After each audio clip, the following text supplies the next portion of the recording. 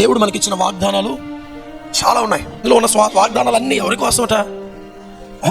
ఇవన్నీ కూడా ప్రతి సమయంలో ప్రతి క్షణము కూడా మనవి. అన్ని వాగ్దానాలు మనవి. మనదేంటి? సంవత్సరం స్టార్టింగ్లో ఒక వాగ్దానం వస్తే ఇదే కదా నా వాగ్దానం. మరి ఈ వాగ్దానమే నెరవేరుతేంటి సంవత్సరం? ఎందుకంటే ఆ వాగ్దానం కూడా నీదే. ఆ వాగ్దానం తీసుకొని నువ్వేం చేస్తావంటే నమ్ముతావు. ఈ వాగ్దానం నాది అని నమ్మి దేవానికి స్తోత్రం అని చెప్తావు. అప్పుడు ఆ వాగ్దానం నీ జీవితంలో నెరవేరుతుంది. అలా కాకుండా ఇంకొక వాగ్దానం తీసుకో. మరి కార్డు లేదు కదా, కార్డు అక్కర్లా.